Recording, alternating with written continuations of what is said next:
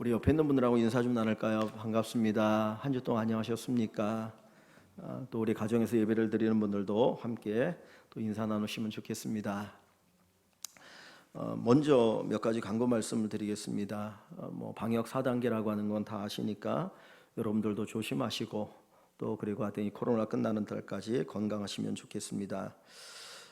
오늘 2시 반에 우리 중직자 모임이 있습니다. 잠깐 기도하고 함께 또 의견을 좀 나누는 시간을 가지려고 합니다. 2022년 그러니까 올 겨울 말고 다음 겨울에 단기 선교를 준비하고 있습니다. 그때까지 상황이 어떨지 모르겠는데 상황이 허락이 되면 단기 선교를 가실 분들을 모집해서 우리가 후원하는 선교사님들 가운데 한 분을 찾아서 가려고 합니다. 근데 아무래도 재정이 필요하죠. 그래서 먼저 단기 선교를 가실 의향 있는 분들을 모집을 하고 미리 조금씩 회비를 거두려고 합니다. 그래서 한 달에 한 5만 원 정도씩 거두면 1년 되면 60만 원, 그리고 1년 반이면 90만 원 정도 되거든요. 그리고 나머지 또 교회에서 또 이렇게 준비를 하고 하면 이렇게 가서 한 일주일 정도 선교사님들과 함께 보내면서 단기 선교를 할 수 있을 것 같습니다. 그래서 여러분들이 기도로 준비하시면서 내가 같이 갔으면 좋겠다라고 하는 분들은 신청해 주시면 좋겠고요. 그래서 한 분 회계를 세워서 그분이 매달 5만 원을 모금을 하면 나중에 큰 어려움 없이 갈 수 있을 것 같습니다. 그래서 여러분들이 많이 기도하시고 신청해 주시면 좋을 것 같습니다.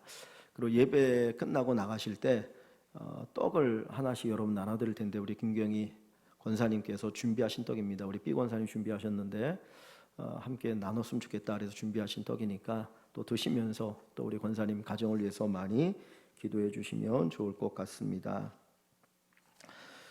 예. 우리가 가끔 이렇게 살다 보면 이해할 수 없는 분들을 볼 수 있습니다. 사실 얼마 전에 세상을 떠난 김홍빈이라고 하는 분도 있습니다.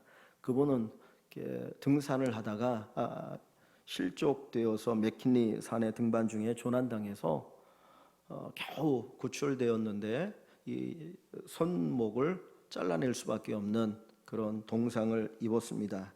그 후에도 그분은 포기하지 않고 계속해서 등반을 해서 히말라야 14좌라고 얘기하죠. 전체 14좌를 등반한 최초의 장애인이 되었습니다. 그런데 얼마 전에 또다시 다른 사람들 이끌고 히말라야에 올라갔다가 이제 내려오는 길에 그만 조난을 당했습니다. 시신을 찾지 못했는데 그분의 유언이 내가 혹시 조난다거나 그러면 찾지 말고 그냥 장례를 치러달라. 왜냐하면 조난당하는 가운데 또 누군가가 어떤 구조작업 하다가 어려움을 당할 수 있기 때문에 그냥 장례를 해달라고 해서 시신을 찾지 못하고 그냥 장례를 마친 일이 있습니다. 우리 같으면 이해가 안 되는 것 같아요. 내가 아무리 산을 좋아해도 산에 올라가다 큰 사고를 당하고 나면 포기할 것 같은데 이 사람은 결코 포기하지 않았습니다.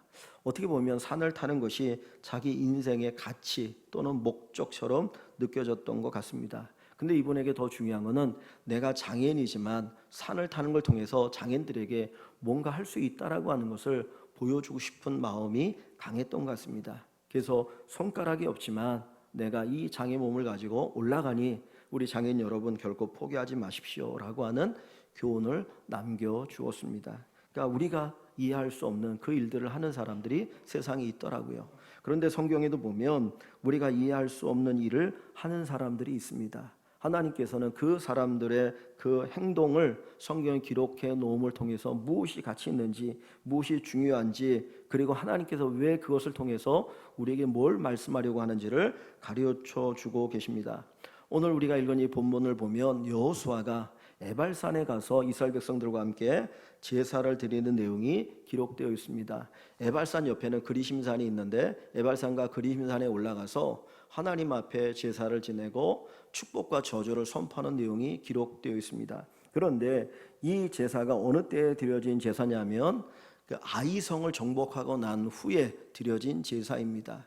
아이성은 이 여호수아가 이제 정복한 두 번째 성입니다. 첫 번째는 여리고를 점령하고 그 다음에는 아이성을 점령했는데 아이성 전투에서 첫 번째는 실패했어요. 한 3,000명 중 올라가면 넉넉히 이길 줄 알았는데 그만 실패하고 나서 하나님 앞에 울부짖고 기도합니다. 하나님 왜 우리가 이 전쟁에 실패했습니까? 그 이유가 뭡니까? 그랬더니 하나님께서 너희 가운데 죄가 있다. 그 죄를 제거해라. 그래서 이제 제비를 뽑았더니 아간이라고 하는 사람이 여리고 성에서 그 값비싼 외투와 금덩어리, 은덩어리를 훔친 것으로 인하여서 전쟁의 실패를 경험하게 되죠. 그래서 그 아간을 죽이고 난 후에 하나님께서 친히 전략을 짜주십니다. 3만 명이 올라가서 군사를 매복하고 전쟁에서 이렇게 해라. 그랬더니 결국 아이성을 점령할 수가 있었습니다. 그런데 그 점령 후에 이 여호수아가 하나님 앞에 제사를 지내는 겁니다. 당연히 제사를 지낼 수 있죠. 하나님이 우리에게 큰 승리를 주시고 우리에게 큰 복을 주시고 나면 우리가 하나님 앞에 제사 지내지 않습니까? 주님 감사합니다. 우리가 지난번에 실패했는데 이번에 성공하게 하시니 너무나 감사합니다. 그리고 당연히 제사를 지내야 되죠. 제사 지내는 건 얼마나 귀하고 소중합니까? 예배인데. 그런데 오늘 본문에 보면 이 여호수아가 드리는 예배는 좀 특별해요. 우리가 생각하는 그런 예배가 아니고 정말 전혀 이해할 수 없는 예배가 드려지고 있다라고 하는 것입니다. 지금 여호수아가 이스라엘 백성들과 함께 하나님 앞에 제사 예배를 드리는데 그 예배가 드려지는 장소나 시간이 어디인가 하는 것입니다. 다시 30절 한번 볼게요. 30절에 보면 그때라고 하는 것은 아이성을 정복한 후를 가리켜요. 아이성을 정복한 후에 하나님 앞에 제단을 쌓았다. 충분히 이해가 되죠. 그러니까 아이성을 정복한 후에 하나님 앞에 예배를 드렸다. 당연하죠. 그런데 여호수아가 이스라엘 백성의 하나님 여호와를 위하여 어디에서 제단을 쌓습니까? 에발산에서 제단을 쌓아요. 우리는 당연히 어디에서 예배를 드린다고 생각할 수 있습니까?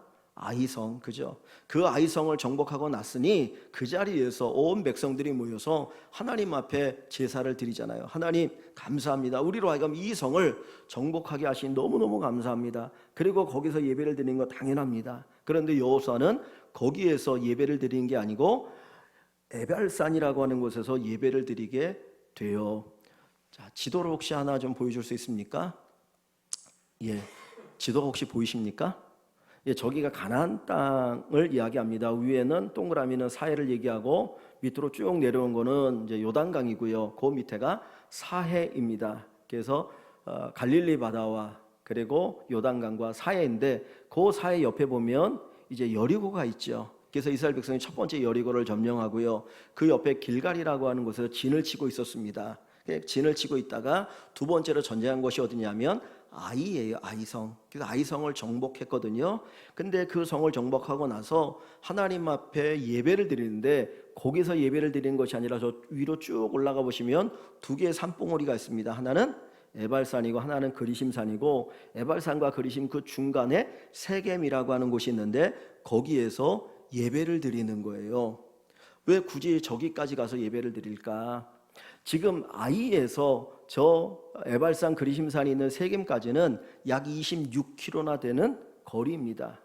여러분 26km면 보통 아이들도 있기 때문에 한 이틀을 걸어가야 될 거리가 되어지거든요. 그 이틀 거리이고 그들이 그 에발산에서 제사를 드리고 다시 자기들의 진지가 있는 길갈까지 오려면 36km예요. 그러니까 오고 가고 하면 엄청나게 먼 길을 이제 가서 하나님 앞에 제사를 드리고 오는 겁니다. 사진 하나만 더 보여주겠습니까? 예, 저 오른쪽에 있는 산이 에발산이고 왼쪽에 있는 산이 그리심산입니다. 에발산과 그리심산이 이렇게 같이 맞닿아 있고 그 앞에 마을이 있죠. 동네가 있는데 저기를 세겜이라고 이야기해요. 그래서 여호수아가 저 세겜에서 이제 에발산과 그리심산에 사람들을 세워놓고 이제 하나님의 축복과 저주를 선포하면서 제사를 지내는 것이 오늘 본문의 내용입니다. 저기까지 가서 하나님 앞에 제사를 지내려고 하면 저기가 사실 산악지대거든요. 이스라엘 지형에 따지면 평야지대도 아니고 산악지대이기 때문에 어른들은 몰라도 아이들을 데려가는 길은 쉬운 길이 아닌 것이죠. 그리고 지금 전쟁 중에 있기 때문에 언제 적이 기습 공격할지 모르기 때문에 아주 위험하고 힘든 상황입니다. 그런데도 불구하고 여호수아는 군인들과 그리고 백성들과 수많은 사람들 데리고 저곳에 가서 하나님 앞에 예배를 드리고 있는 겁니다. 사실 우리 예배는 어떤 예배를 드리려고 합니까? 이왕이면 조금 편하게 사실 위험을 무릅쓰고 예배를 드리려고 하는 사람이 얼마나 되겠습니까? 그런데 이 여호수아는 정말 죽음의 위험을 무릅쓰고 수많은 백성들을 이끌고 그 아이에서부터 걸어서 저 세겜까지 가서 하나님 앞에 예배를 드리거든요. 그러면 왜 여호수아가 굳이 저기까지 가서 예배를 드릴까? 아이성에서 예배를 드리면 되는 건 아닌가. 오늘 본문을 다시 한번 봅니다. 오늘 본문을 보시면 여기 30절에 그때 여호수아가 이스라엘의 하나님 여호와를 위하여 에발산에 한 제단을 쌓았으니 그랬습니다. 이는 여호와의 종 모세가 이스라엘 자손에게 명령한 것과, 지금 이 에발산에 가서 제사를 드리라고 하는 건 누구의 명령이에요? 여호수아의 명령이에요. 그런데 여호수아 그냥 명령한 게 아니고요. 자, 신명기 11장을 가봅니다. 신명기 11장 29절을 보겠습니다. 신명기 11장 29절, 아까 읽었던 신명기 11장 29절 거기를 좀 표시해 놓으면 좋겠어요. 자, 신명기 11장 29절에 보시면 내 하나님 여호와께서 내가 가서 차지할 땅으로 너희를 인도하여 들이실 때, 요 가나안 땅으로 너희를 인도하여 드릴 때에 너는 그리심산에서 축복을 선포하고 에발산에서 저주를 선포하라. 하나님이 요단강을 건너서 가나안 땅에 들어가게 하시면 어디에 가서? 그리심과 에발산에 가서 축복과 저주를 선포하면서 하나님 앞에 제사를 드리라고 말씀하고 계셔요. 그러니까 이 여호수아가 이 가나안 땅에 들어갔습니다. 그리고 나서 여리고를 점령하고 그 다음에 아이성을 점령하고 나서 이 모세를 통해서 주신 하나님 명령을 따라 어디까지 간 거예요? 저 에발산까지 가서 거기서 하나님 앞에 제사를 드리고 있는 것입니다. 왜 굳이 거기까지 가서 제사를 드리라고 할까? 왜 제사를 드리라고 할까? 여호수아가 가나안 땅에 들어갔습니다. 요단강을 건널 때 육지같이 기적을 통해서 건넜지요. 그리고 여리고를 점령할 때도 그들의 힘으로 점령한 게 아니고 성을 매일같이 한 바퀴 돌고 마지막 7째 날은 7번 돌았더니 성이 무너져서 가볍게 점령을 했습니다. 그리고 나니까 이 아이성을 점령해야 되는데, 아이성을 점령할 때 이 장군들이 뭐라고 했냐면 여리고와 아이성은 비교가 안 됩니다. 너무 작은 성이니까 군인 3,000명만 올라가면 넉넉히 우리는 이길 수 있다고 생각했던 거예요. 그래서 3,000명 올라갔는데 결국은 패해서 36명이 죽고 도망쳐 왔습니다. 그때 하나님 앞에 기도하면서 그가 깨달은 게 있었는데 무엇이냐? 전쟁은 내 힘으로 하는 것이 아니고 하나님의 은혜와 능력으로 하는 것이다. 전쟁의 승리는 나의 능력에 딸려 있는 것 아니고 하나님에게 달려 있다라고 하는 걸 처절하게 깨달았습니다. 그래서 이 여호수아는 아이성의 전쟁 끝나고 난 후에 모세를 통해서 하나님 주신 그 약속의 말씀, 그 명령을 기억하고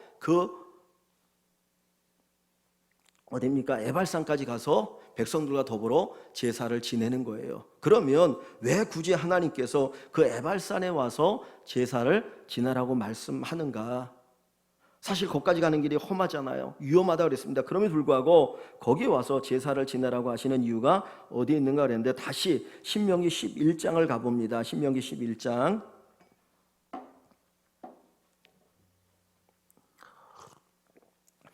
신명기 11장 29절, 내 하나님 여호와께서 내가 가서 차지할 땅으로 너를 인도하여 들이실 때, 너를 가나안 땅으로 인도하여 들이실 때 너는 그리심산에서 축복을 선포하고 에발산에서 저주를 선포하라. 그곳에서 이제 제사를 지내면서 한쪽은 사람을 그리심산에 세우고 한쪽은 에발산에 세우고 축복과 저주를 선포하라 그랬습니다. 이 두 산은 요단강 저쪽 곧 해지는 쪽으로 가는 길 뒤 길갈 맞은편 모래 상수리 나무 곁에 아라바에 거주하는 가나안 족속의 땅에 있지 아니하냐 그랬어요. 지금 이 신명기를 기록할 때는 이스라엘 백성들이 가나안 땅에 들어가 본 적이 없는 거예요. 가나안 땅을 경험한 사람이 아무도 없기 때문에 그리심산과 에발산이 어디에 있는지 모르니까 하나님이 가르쳐 주는 거예요. 그 땅이 어디에 있느냐면 여기 있어. 그러니 너희가 가나안 땅에 들어가면 거기에다가 제단을 쌓고 나에게 제사를 지내라고 말씀하시거든요.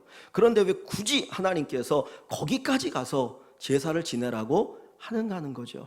왜 거기까지 꼭 가서 제사를 지내라고 하느냐? 자, 성경을 어디 한번 한 군데만 더 찾아볼게요. 창세기를 가봅니다. 창세기 12장 1절에서 2절을 먼저 읽겠습니다. 창세기 12장 1절과 2절, 구약성경 14쪽입니다. 하나님이 아브라함을 이제 택하셔서 부르시는 장면이 이 12장에 나오거든요. 자, 12장 1절 2절, 여호와께서 아브라함에게 이르시되 너는 너의 고향과 친척과 아버지의 집을 떠나 내가 내게 보여줄 땅으로 가라.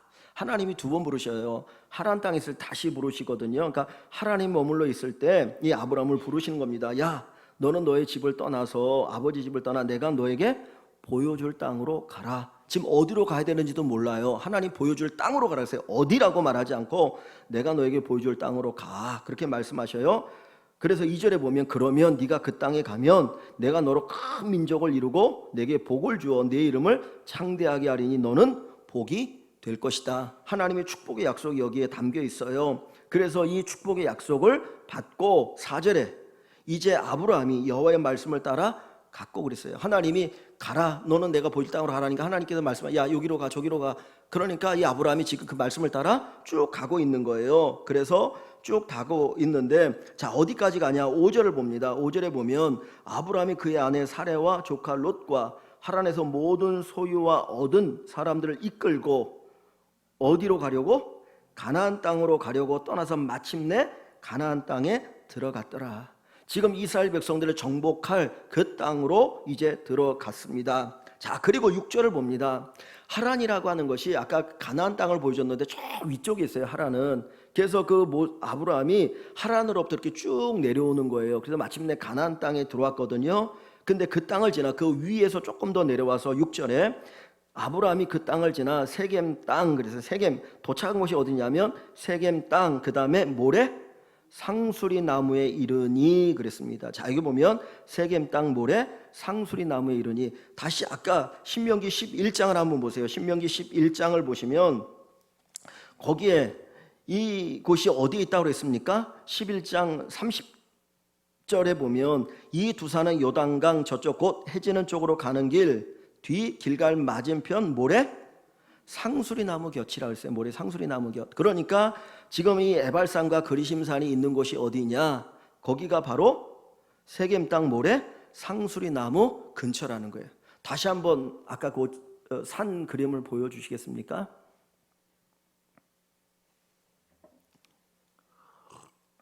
예, 저기가 지금 한쪽은 에발산이고 한쪽은 그리심산이고 그 가운데가 어디예요? 세겜 땅이라고 했어요. 그러면 세겜 땅 저 안에 모래라고 하는 작은 지역이 있는데 거기에 상수리 나무가 있는 거예요.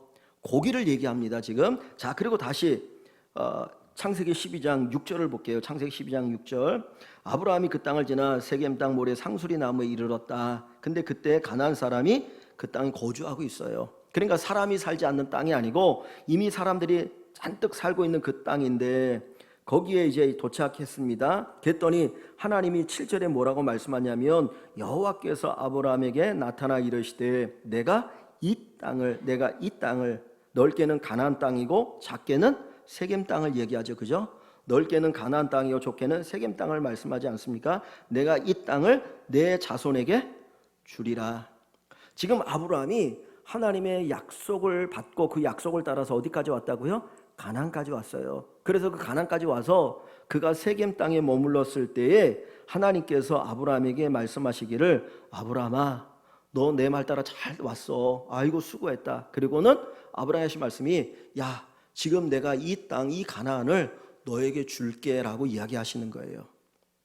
그러니까 자손을 약속하시고 땅을 약속하시는 것이죠. 그래서 아브라함이 그 땅에 대한 약속을 받고 나서 자기에게 나타나신 여호와께 그곳에서 무엇을 합니까? 제단을 쌓는 거예요. 거기서 예배를 드리는 거예요. 그러니까 한번 보세요.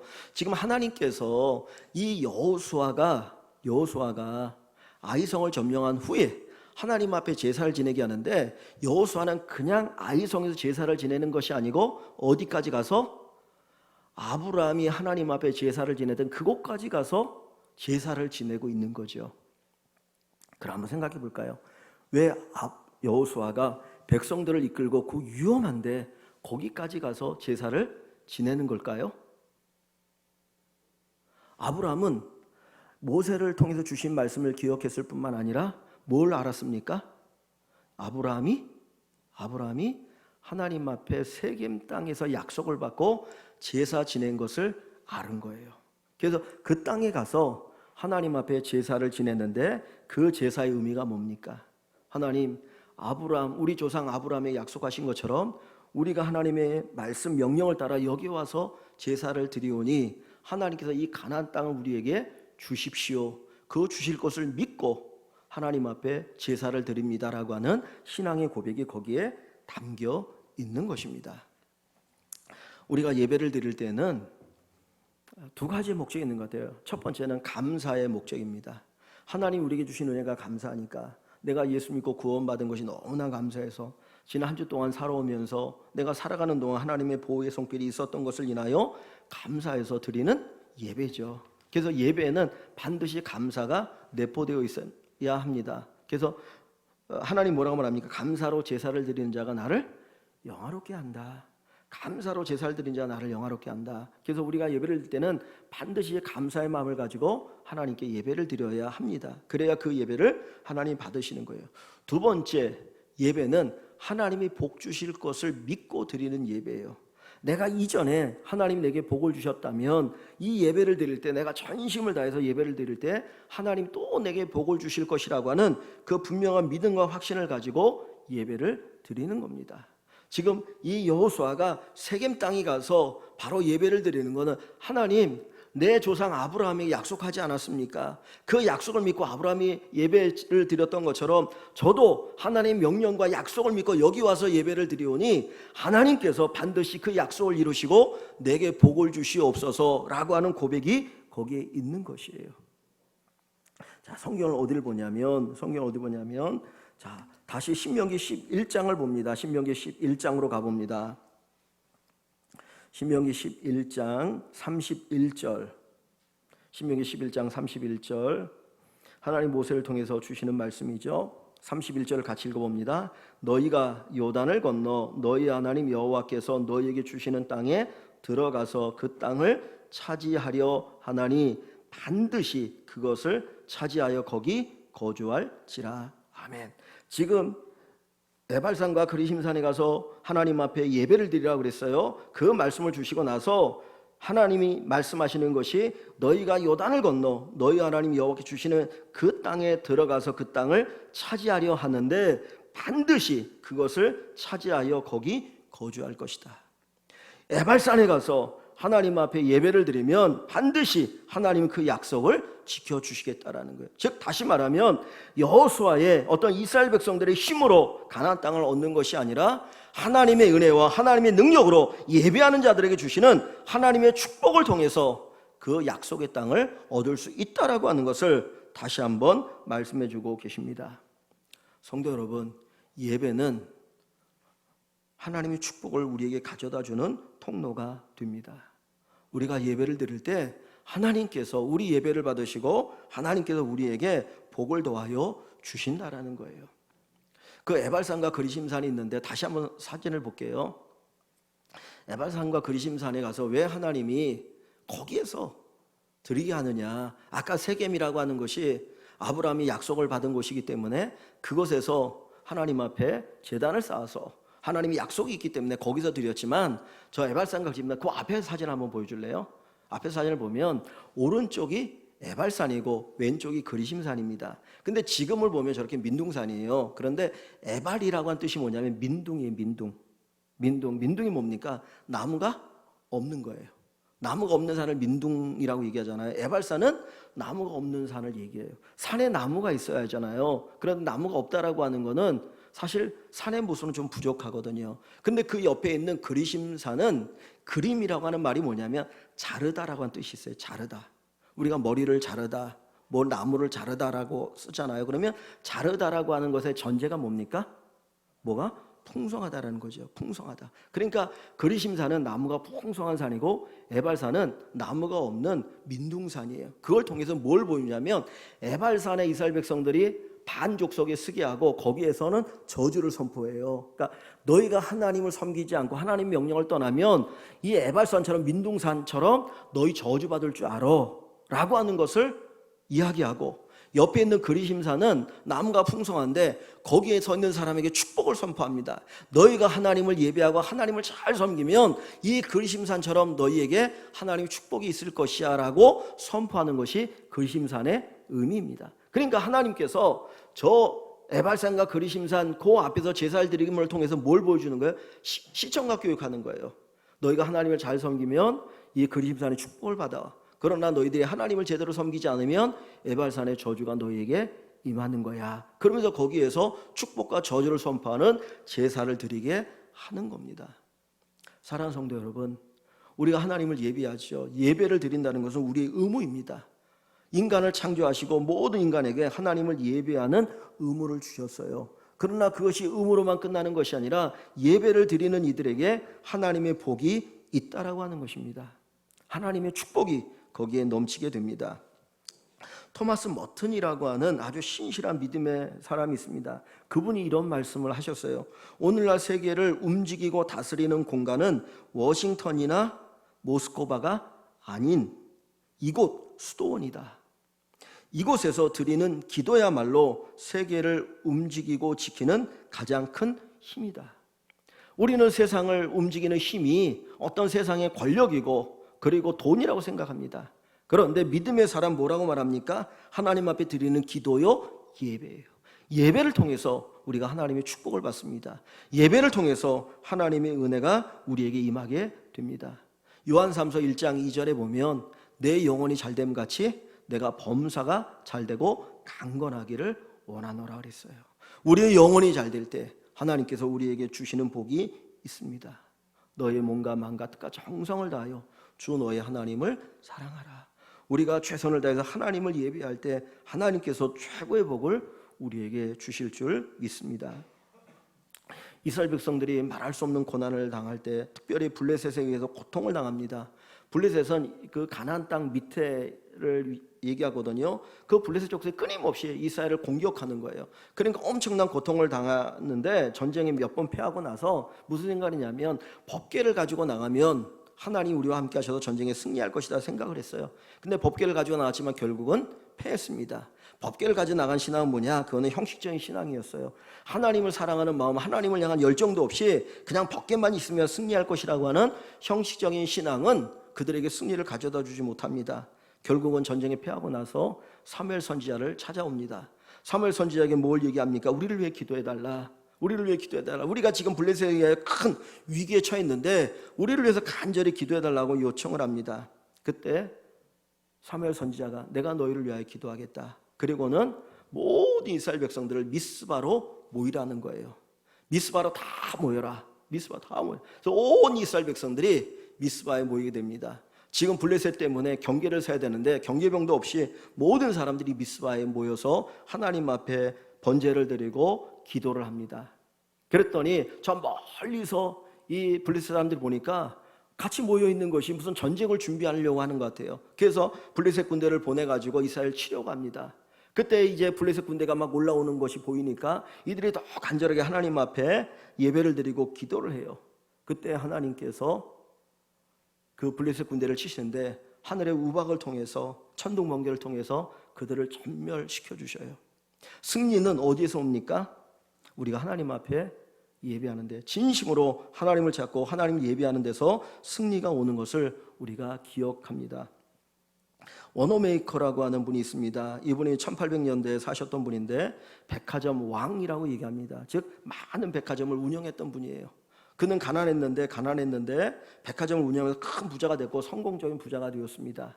그런데 이제 노년에 어떤 기자가 와서 그에게 물었어요. 당신이 이제까지 기업을 운영하면서 많은 투자를 했을 텐데 당신에게서 최고의 투자가 뭡니까?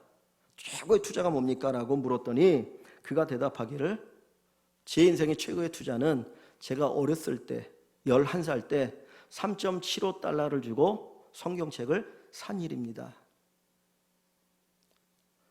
11살 때 3.75달러를 주고 성경책을 산 일입니다. 그 얘기 뭡니까? 자기가 성경을 읽고 그 성경과 하나님을 예배하는 가운데 큰 복을 받았다라는 의미죠. 이 워너메이커는 가난했기 때문에 자기 집에 어떤 돈으로 부모님 주시는 돈으로 그 성경을 살 수가 없었어요. 그래서 그 성경책을 사고 싶었는데 돈이 없으니까 1달러도 안 되는 75센트를 먼저 주인에게 주고 제가 반드시 나머지는 갚을 테니까 그 성경책을 나에게 달라고 해서 그 성경책을 외상으로 사왔어요. 그리고는 그 어렸을 때부터 벽돌 공장에 가서 벽돌을 찍으면서 돈을 벌어서 나머지 그 3달러를 지불했습니다. 그리고는 그 성경책을 평생 안고 살아왔어요. 그래서 하나님의 축복 가운데 그가 큰 성공한 기업가가 되었습니다. 나중에 성공한 기업가가 되고 나니 이제 대통령이 이 워너메이커를 장관으로 임명하고 싶은 거예요. 성공한 기업가를. 그래서 그를 불렀습니다. 내가 당신을 장관을 임명하고 싶은데 장관직을 맡아주십시오. 그런데 그의 입에서 나오는 말이 무엇이냐면 저는 장관직을 맡을 수가 없습니다. 저는 장관을 할 수가 없습니다. 왜 그러냐 그랬더니 내가 주일날 예배를 드려야 되는데 장관이 되어지면 주일을 못 지키고 전국을 돌아다녀야 되는데 어떻게 합니까? 나 그거 못한다고 해서 거절을 해요. 그런데 나중에 고민하다가 이 대통령이 좋다. 주일날은 반드시 당신이 섬기는 교회 가서 예배를 드리게 해줄 테니까 장관직을 맡아달라고 해서 결국 장관이 됩니다. 그래서 그가 주중에 멀리 떨어진 곳에서 일을 보다가도 주말이 되어지면 자기 교회에서 예배를 드리기 위해서 기차를 타고 왔다 그래요. 그 인생의 가장 중요한 것은 다른 어떤 것도 아닌 하나님 앞에 예배하는 것이었어요. 그래서 하나님께서 그 원어민의 그에게 복을 주셨는데 그가 나중에 하나님이 내가 예배하는 가운데 복을 주셨다라는 놀라운 고백을 하게 됩니다. 사랑하는 성도 여러분, 우리가 코로나 시대에 살고 있습니다. 사실 사람들이 함께 모일 수 없기 때문에 우리가 흩어져서 예배를 드리죠. 예배당에 나와서 예배를 드리는 몇 분들, 그리고 가정에서 지금도 예배를 드리신 분들이 계십니다. 근데 중요한 것은 내가 어디에 있느냐, 그것보다 더 중요한 게 뭡니까? 내가 최선의 예배를 드리고 있느냐는 거예요. 지금 여호수아와 이스라엘 백성들은 목숨을 걸고 이 에발산과 그림산에 가서 하나님 앞에 예배를 드립니다. 정말 죽음의 위기가 있지만 거기에 가서 그 약속의 말씀을 믿고 예배를 드린다라는 거예요. 그 예배가 얼마나 귀하고 소중하면 그 어려움을 딛고 거기 가서 예배를 드리겠습니까? 오늘 우리가 예배를 드릴 때 우리 안에 예배에 대한 가치의식이 더욱더 분명했으면 좋겠습니다. 내 인생의 성공과 실패는 예배에 달려있다. 내가 어떻게든지 예배에 성공해야 되겠다. 어떻게든지 하나님이 찾으시고 하나님 기뻐하시는 그 예배를 드려야 되겠다라고 하는 그런 간절한 마음이 우리 모든 성도 여러분들에게 있기를 주님의 이름으로 간절히 축복합니다. 성경 마지막 한 구절만 찾고 마치겠습니다. 구약 성경 잠언입니다. 잠언 8장 17절.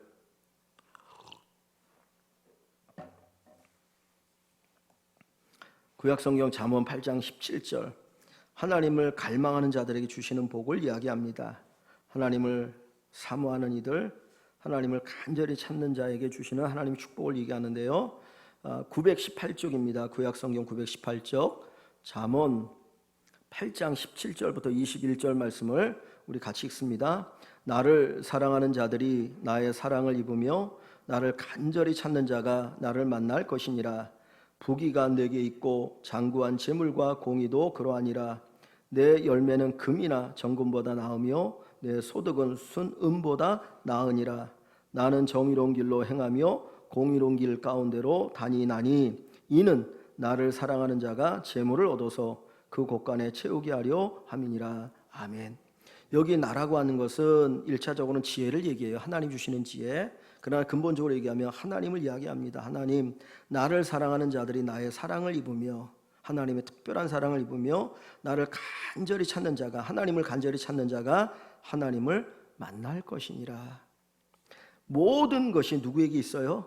하나님에게 있어요. 부귀가 하나님에게 있고 장구한 재물도 하나님에게 있고 공의, 의로운 것도 하나님에게 있습니다. 내 열매는 금이나 정금보다 나으며 사람들이 이 세상의 금과 정금을 귀하게 여기잖아요. 그것보다 하나님 주시는 축복이 더 귀하고 더 소중하다는 것을 말씀합니다. 내 소득은 순금보다 나으니라. 이 세상이 줄 수 없는 엄청난 하나님의 축복, 우리 눈에 보이는 축복, 우리 눈에 보이지 않는 어떤 축복들이 우리에게 임할 것을 말씀하고 있습니다. 나는 정의로운 길로 행하며 하나님은 정의 하나님이요 공의 하나님이요 불의 하나님이 아니시죠. 하나님은 공의로운 길로 행하여 공의로운 길 가운데로 다니나니 나를 사랑하는 자가 재물을 얻어서 그 곳간에 채우게 하려 함이라. 곳간에 채운다는 게 뭡니까? 공의롭게 정의롭게 복되게 사용하도록 하나님께서 주신다라는 것을 약속하고 있습니다. 사랑하는 성도 여러분, 여호수아가 이스라엘 백성들과 함께 에발산 그리심산에 가서 제사를 드리는 그 마음의 자세를 가지고 우리가 하나님을 예배하길 원합니다. 하나님 반드시 하나님의 신실하게 예배하는 자들에게 복을 주십니다. 이 어려운 시대에 하나님을 잘 예배하는 우리 모든 성도 여러분 되시기를 주님의 이름으로 간절히 축원합니다.